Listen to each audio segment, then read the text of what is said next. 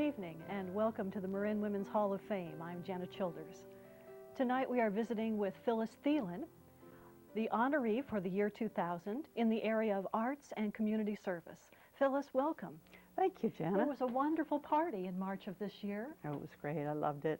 You had some family and friends with you? A whole table full of children and a few granddaughters.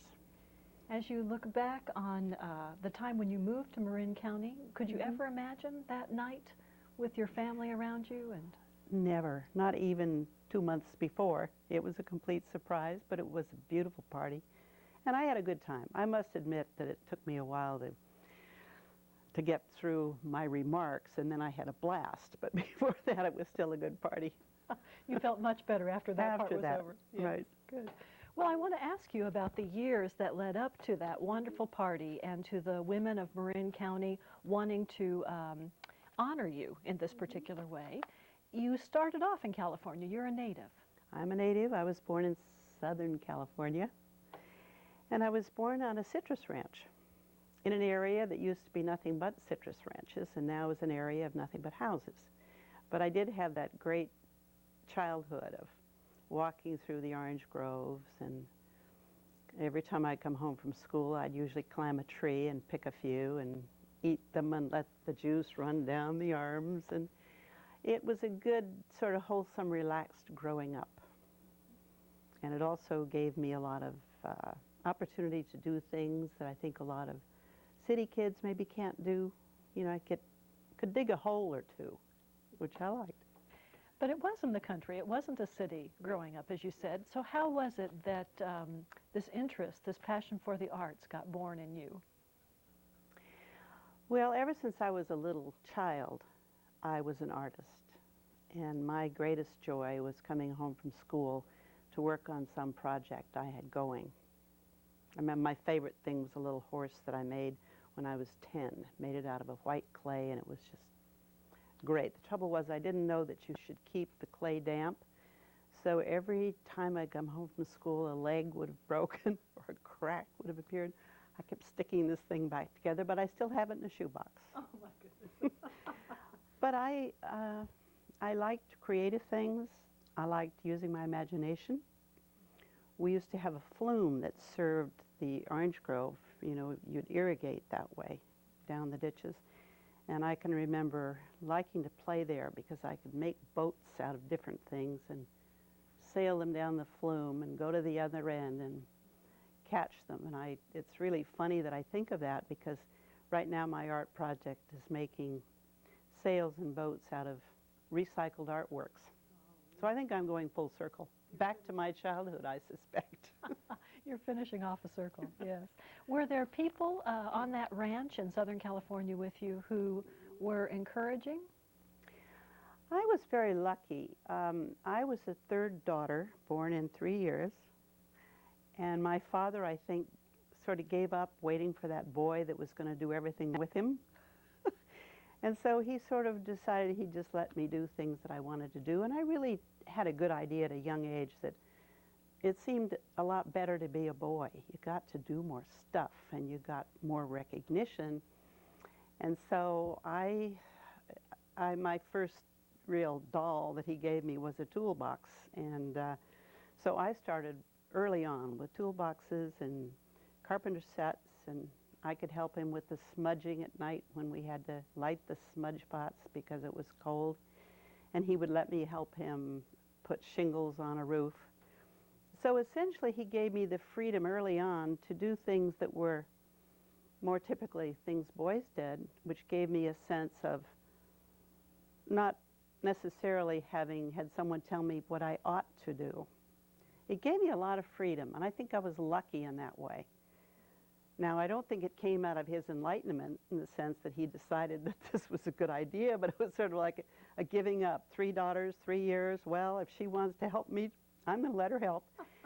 And so that was a very good start for me, I think, in terms of taking on projects and being just a little bit more adventuresome. So you had a real sense of freedom. Oh, that's a great start.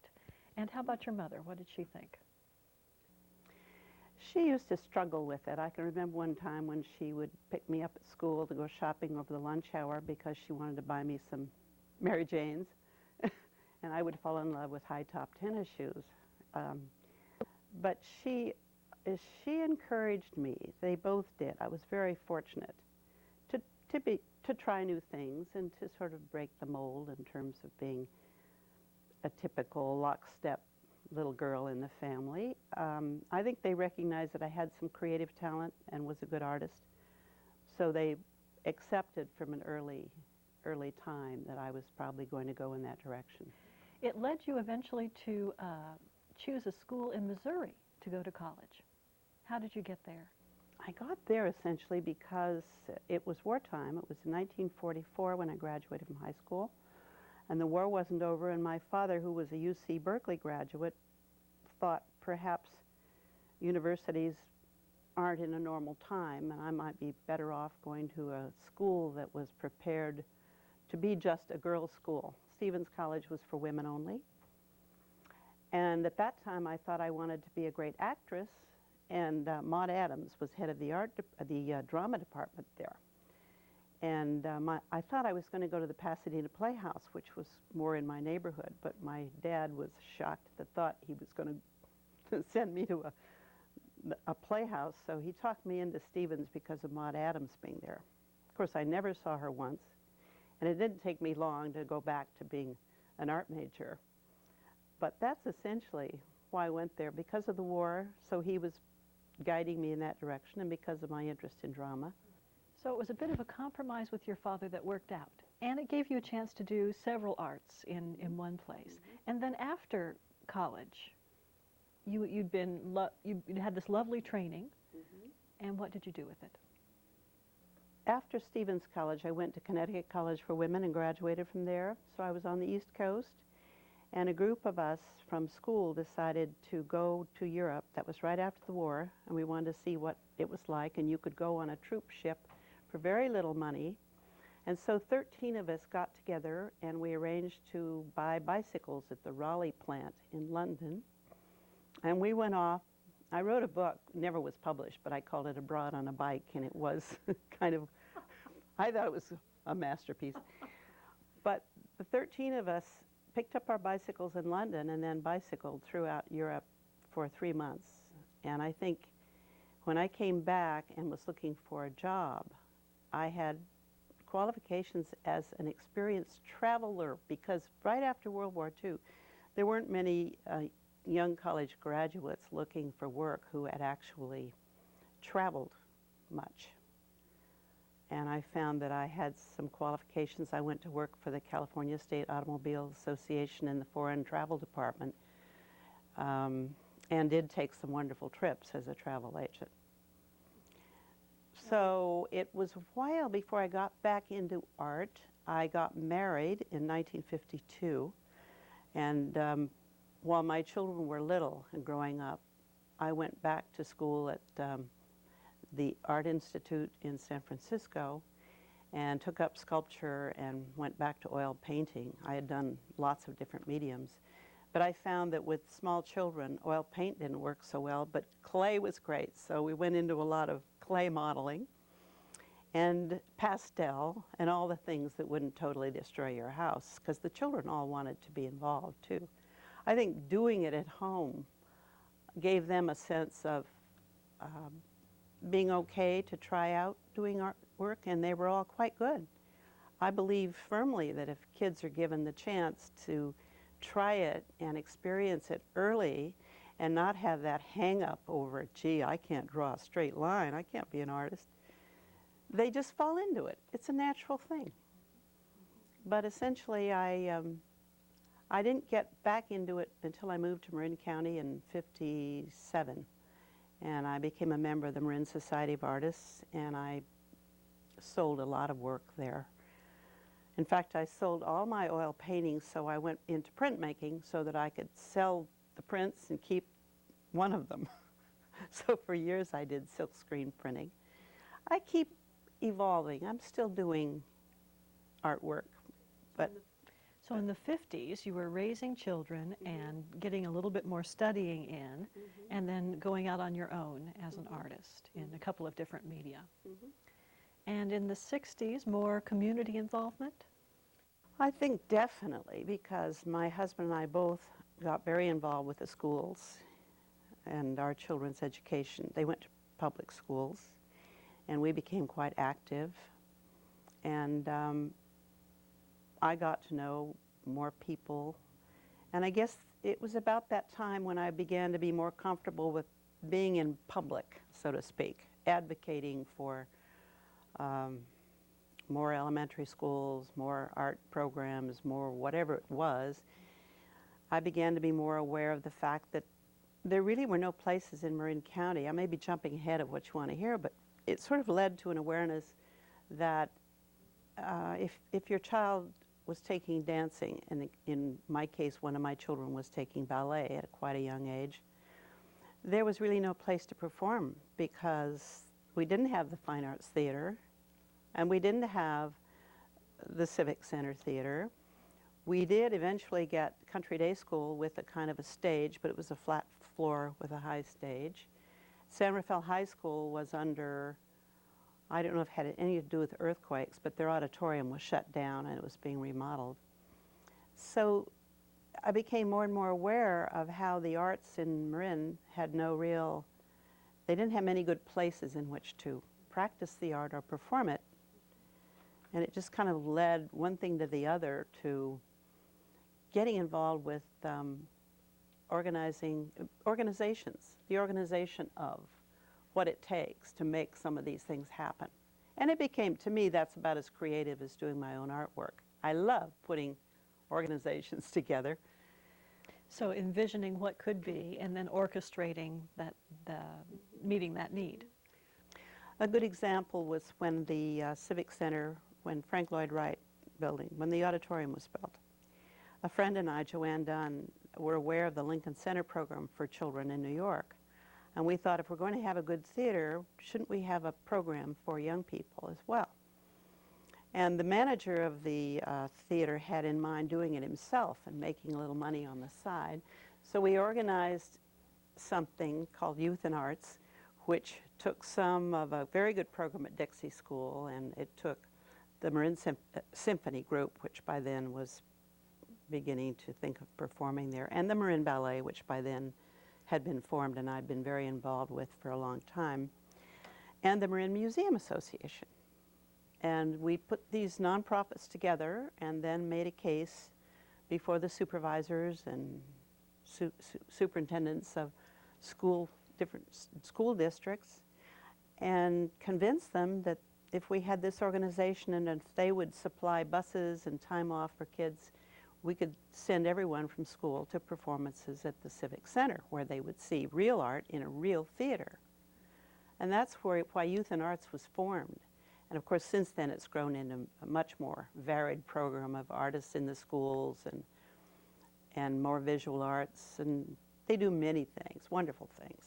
So this is fascinating. You put several nonprofits together to strengthen them. Yeah, well, I think that's the only way you can work on a county level. You really have to think who has something who's interested in this? What do we have in common? How could we contribute to this? And in this case of Youth and Arts performances at the Civic Center, we had an opportunity for Marin Ballet to showcase for all the children in a professional theater something they might have been doing that year. And the youth orchestra or the symphony could put together a program that would educate them to music. And it just grew into kind of a performance series using the local talent. It's now brings it in from everywhere. I think what's so fascinating about that is that really in your years in working in community service and the arts, you did that over and over again. It was a good formula. It worked. It worked, yes. Tell a little bit then about maybe the name that many, many, many people associate you with is the Artworks downtown. I decided to retire from everything I was doing. And I thought it's time I learned something about my own hometown. I'd lived here by then about 45 years, and no, 40 years. So I volunteered to become a member of the Cultural Affairs Commission, which is appointed by the city of San Rafael. And I became a commissioner and began to learn more about what was going on in San Rafael and about redevelopment and about that time, you know, as little as 4 years ago, there were 11 empty storefronts downtown. And in one particular block, the one in which the Artworks is, everything was empty but for 2 stores. It was really awful. And so the commission decided to put artwork in all the empty storefronts to make the whole place look better. This was something they'd done at Jack London Square in Oakland, and I'd seen that. So we got permission from the city and from the owners of all the empty buildings to put a wonderful art feature in their window. And we brought in artists that really would look good in that kind of setting, big works and drama. And we did the Macy's, the empty Macy's windows as well. And in the process, I was given a key to the old Gordon's Opera House, which is on the block where the Art Center is. Because they had something like 6 storefronts that we were working with, and I kept having to go ask the owners for a key to get in and out of the windows, and they said, here, take the key, do what you want. And since there was power on in the building, so after a while I began to feel a little bit okay about wandering around, and I discovered that this building, Gordon's Opera House, which on the street looks like 6 different storefronts, actually there are 2 restaurants and storefronts, actually all connected at the lower level. There were no divisions below ground, which opened onto a wonderful historic alley, old coal chutes and trap doors and great things. And there also on the 2nd floor was affordable housing. I mean, good, interesting, high-ceiling rooms that had big 10-foot-high windows that were perfect for affordable housing and for artist housing. So we began to get interested. I had some open houses down there, inviting artists or anyone to come and look at it. It was a big, big barn of a building, 1337, used to be the PM sleep shop. And it was sort of leaky and kind of moldy, but I could say, can't you see having studios in here? And some people began to see it. We tried to get youth and arts in there to have an office. We tried to combine it to meet the needs of the artistic community in any medium. And so it looked like we had enough interested people to sign a lease. That meant having to form a nonprofit, which was kind of a pain, but we did in order to be able to sign a lease. And we started out in just that one address, which is where you now enter the Art Center. But we went on and rented lots of spaces in the lower level, which were absolutely not worth much to the landlord. They were only good for storage, but for artists, they were terrific. And we'd lease them these spaces, and they'd recreate their own environment. And it's really exciting if you haven't seen it down there. It's a great example of how something just grows, isn't it? And it meant to. This is why I say it's my favorite thing.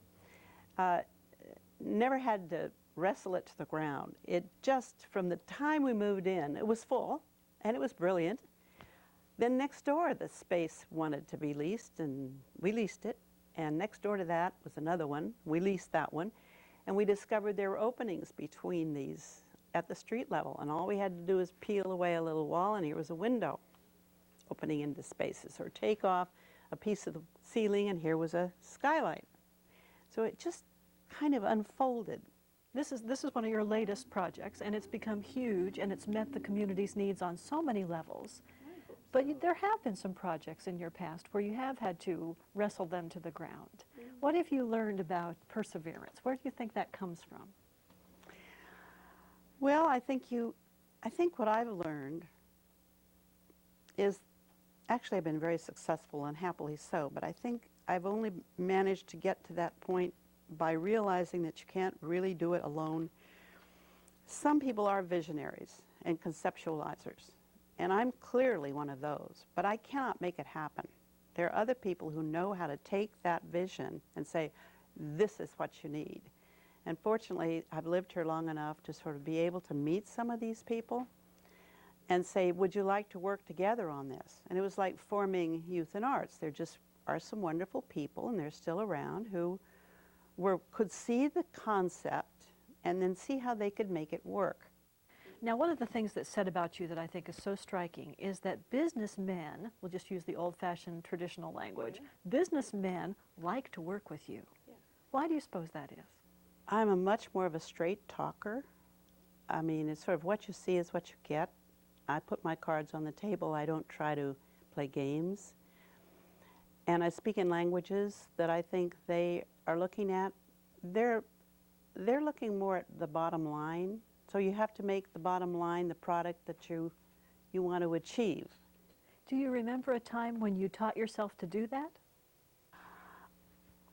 I think it happened here in Marin when I would find myself going before the Board of Supervisors or City Council or a group of superintendents trying to convince them of the wonderfulness of this art.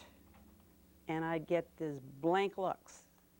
And I began to realize that when you're talking art to most businessmen, the interpretation very often is flaky, hard for me to see, I don't get what she's talking about. They want to see it in a drawing or a blueprint or a writing, and they want to see what the product is and how you're going to sell it.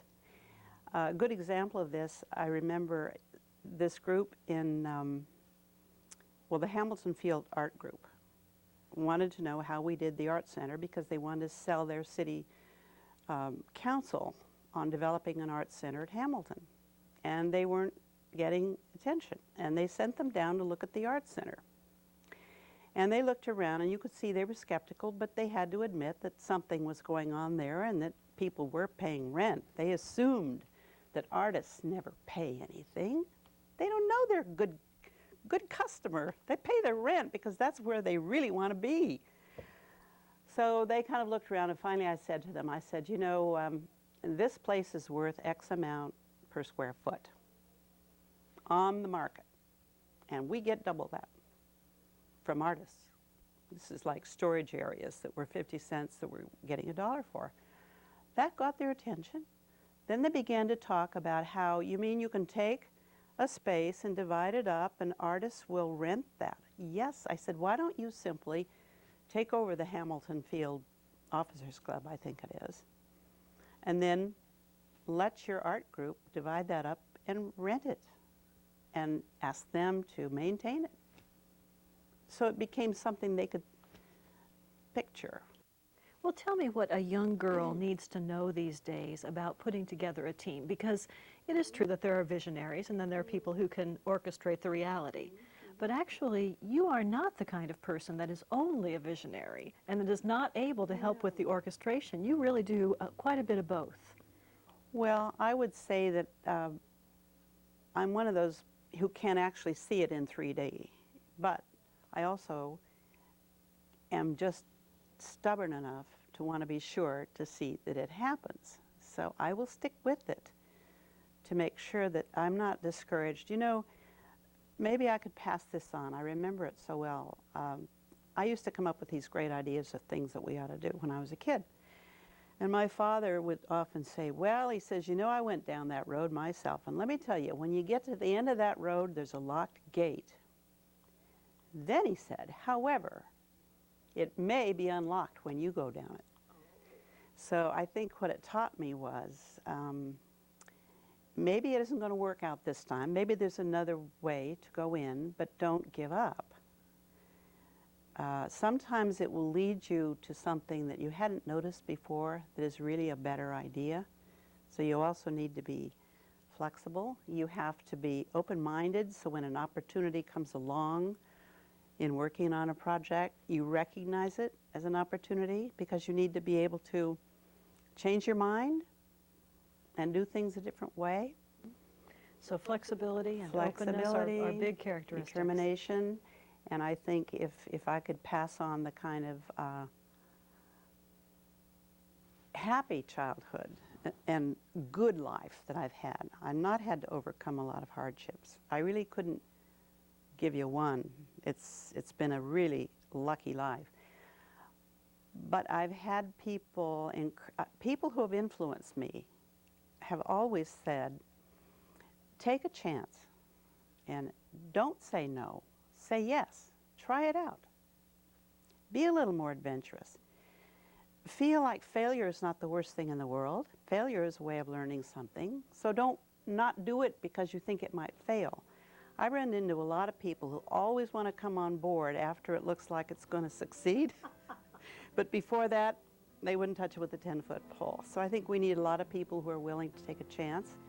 And that means you've got to have a lot of good self-esteem, and that means you've got to have this kind of encouragement from your family and your friends and your experiences.